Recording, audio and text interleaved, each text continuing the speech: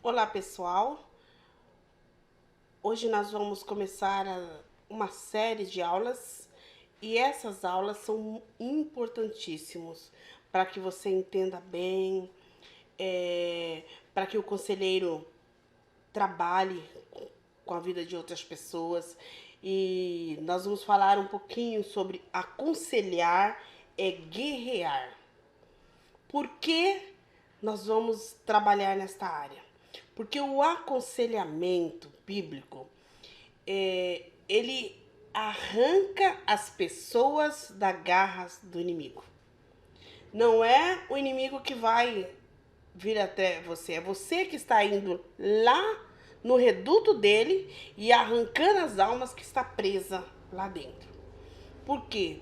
Porque muitas vezes as pessoas estão carregando pecados e mais pecados, presas em pesos de culpa, de problemas carregando de muitos anos atrás e presa nas garras do inimigo. Não libera perdão e ali ele está presa no garras do inimigo.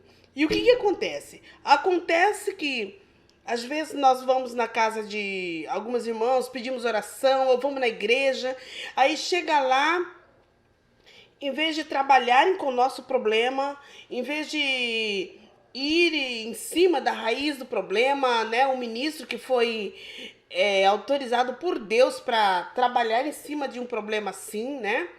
Que recebeu uma chamada vitalícia de Deus para trabalhar, tá com a Bíblia na mão, a verdade da palavra que cura, que liberta, que restaura. Muitas vezes não foi preparado, não foi treinado para fazer um trabalho de libertação, por exemplo, né? Entra com os trabalhos de libertação que eu não sei o que é que liberta, na realidade.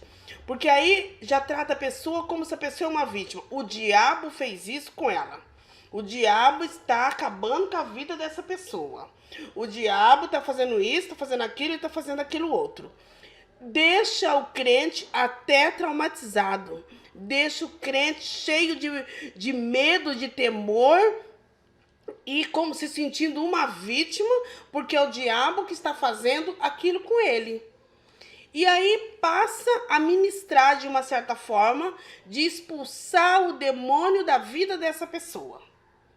Quando eu trato uma pessoa como uma vítima do inimigo, já não me sobra mais nada para me tratar. Ali já não sobra mais nada para me tratar.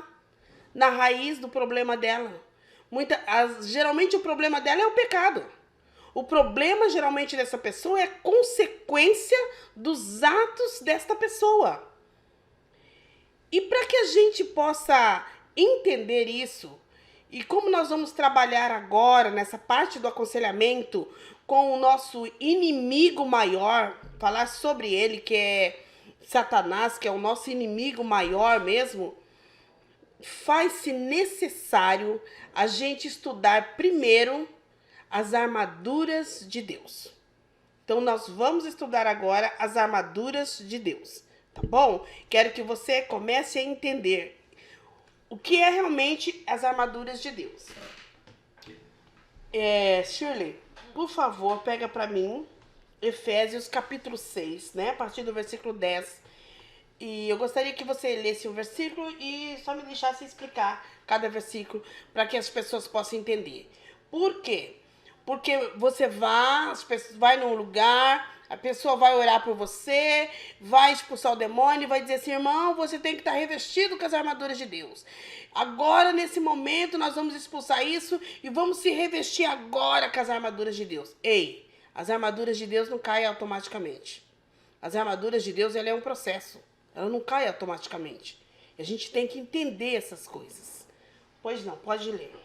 O versículo 10 diz assim: finalmente fortalecei-vos no Senhor e na força do seu poder. Ok. Então nós temos que estar o quê? Preparados, né? Efésios 6, versículo 10. Nós temos que estar preparados para a luta. A única fonte do fortalecimento é no Senhor. E não é na sua inteligência, na tua sabedoria, e nem na sua experiência. É na força do Senhor, é no poder do Senhor. Então esse poder não é seu, esse poder é de Deus. E você tem que estar fortalecido neste poder, na força do Senhor. Depois, Shirley. Versículo 11 diz assim: revesti-vos de toda a armadura de Deus, para poderes permanecer firmes contra as ciladas do diabo. Ok. Colocar então mais uma roupa. Não pode faltar nenhuma peça nessa armadura, para não cair nas ciladas, nas armadilhas do diabo. Quando ele fala nas astutas ciladas do diabo, ele está dizendo assim que são planos bem montados para te destruir. Porque o inimigo ele veio para matar, roubar e destruir, sem dó e nem piedade. Tá? Então nós temos que botar todas as armaduras de Deus. Todas, para a gente poder resistir às astutas ciladas do inimigo. E aí ele vai começar a falar as armaduras, pois não. O versículo 12 diz: pois não é contra carne e sangue que temos que lutar, mas sim contra os principados, contra as potestades, contra os príncipes do mundo destas trevas, contra as hostes espirituais da iniquidade nas regiões celestes. Ok. Então, este versículo ele mostra bem claramente que a nossa luta não é contra a carne nem contra o sangue. O que tem de cristão brigando um com o outro e probleminhas aqui, probleminhas como aquilo outro, qualquer coisinha já briga com o irmão. Ei, tua luta não é contra o teu irmão. Tua luta é contra aquilo que está agindo por detrás. Porque o inimigo, as armadilhas dele são muito astuciosas. Por que ele age dessa forma? Porque ele está ali ao seu derredor. Ao redor está o anjo do Senhor. O anjo do Senhor acampa-se ao redor daqueles que o temem e os livra. Ao derredor está o inimigo rugindo como um leão. E o que acontece? Ele sabe exatamente o seu ponto fraco. E ele vai jogar as setinhas ali para poder pegar você na área em que você caiu. No teu ponto fraco. Ali ele vai jogar a setinha dele. E aí, esse versículo mostra que a nossa luta não é então contra a carne, não é contra as pessoas. É com aquilo que está agindo por detrás. E essa expressão que ele usa, né, mostra bem claro que é uma expressão de uma organização com planos montados, né, bem montadinhos para nos atacar. Tá bom? Contra as astutas ciladas do inimigo, né? Nesse mundo tenebroso. Então, é tudo contra as potestades. Então, são planos bem articulados, bem montados para destruir a sua vida. Depois. Versículo 13 diz: portanto, tomai toda a armadura de Deus, para que possais resistir no dia mau, e havendo feito tudo, permanecer firmes. Quando Paulo escreve Efésios 6, Paulo estava numa prisão domiciliar. E Paulo ficava o tempo todo algemado a um soldado. E olhando nas armaduras do soldado, é que Paulo escreve Efésios 6. Lê novamente esse versículo. Portanto, tomai toda a armadura de Deus, para que possais resistir no dia mau, e havendo feito tudo, permanecer firmes. Ok. Então, depois de você se revestir com todas as armaduras de Deus, né? Aí sim, você vai permanecer firme, porque você já vai estar revestido dela. Mas para ser revestido com essas armaduras, é um processo. Nós vamos falar das armaduras agora. 14 diz: estai, pois, firmes, tendo cingidos os vossos lombos com a verdade. Opa, parou? Cingir os vossos lombos com a verdade. Então é melhor você deixar de falar mentira. Se você mentiu, tem um buraco na tua armadura. A seta vai entrar. Depois. E vestida a couraça da justiça. Opa, couraça. O que a couraça protegia? A couraça da justiça, ela protegia o peito do soldado. Então, Paulo olhou, viu a couraça na armadura do soldado e falou, opa, o coração desta pessoa deve estar protegida com Jesus. Porque Jesus é a nossa justiça. Ok? Então, deixar de falar mentira, estar com o coração cheio de Cristo. E calçando os pés com a preparação do Evangelho da Paz. Opa! Se eu não saio para falar de Jesus, para pregar a palavra do Senhor, para evangelizar, falar do amor de Cristo, tem um buraco na minha armadura, tem um buraco no meu sapato. Porque calçando os pés com a pregação do Evangelho, se eu não levo as boas novas de Cristo Jesus, se eu guardo isso para mim e não divido com aqueles que estão precisando, tem um buraco na minha armadura.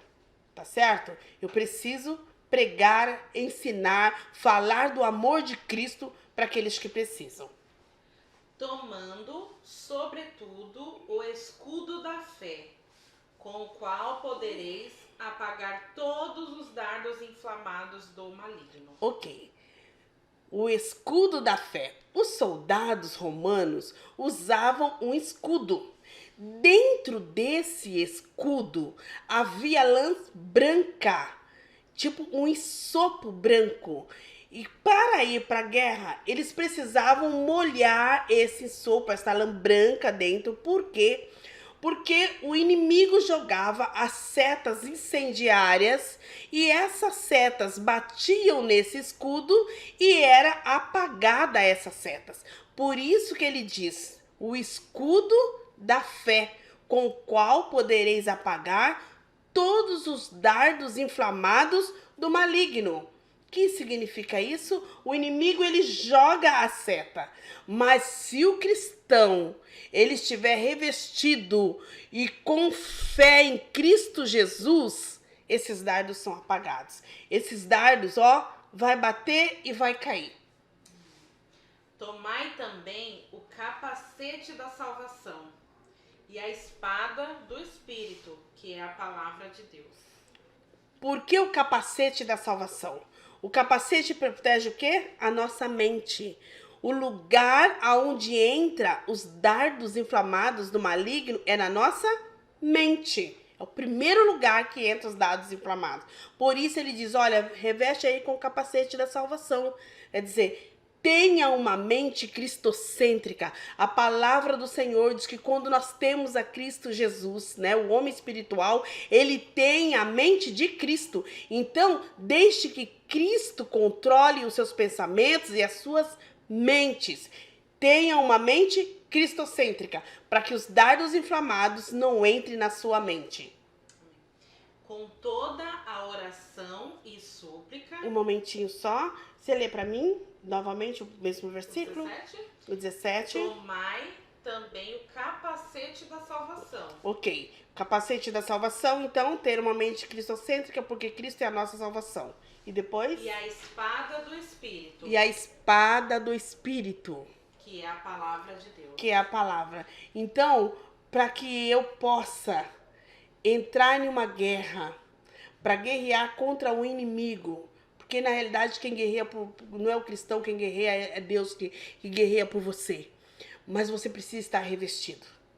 Você precisa entrar numa luta preparada, revestido com as armaduras de Deus. E se eu não me revestir com essas armaduras, deixar de falar a mentira, né? Se eu tiver um coração sujo, se eu não sair para pregar o evangelho, se eu guardar na minha mente só coisas impuras, só coisas imundas na minha mente, se eu não ler Bíblia, não ler palavra, não tem como. Não tem como estar revestido com as armaduras de Deus. Então, esse negócio de orar e dizer assim, olha, que caia sobre mim as armaduras de Deus agora, é mentira, não cai não. Cai não. Ela é um processo. Você precisa estar se revestindo a cada dia dessas armaduras. É um processo. Não cai de imediato. Tá certo? Então, o conselheiro precisa entender, porque ele está entrando em uma guerra. Então, ele tem que buscar a sua santificação a cada dia. Ele precisa buscar a sua santificação, andar dentro dos princípios da palavra e ensinar o seu aconselhado a buscar a sua santificação também, porque você está em uma guerra espiritual. Amém? Que Deus os abençoe e que vocês possam ser abençoados com esse vídeo.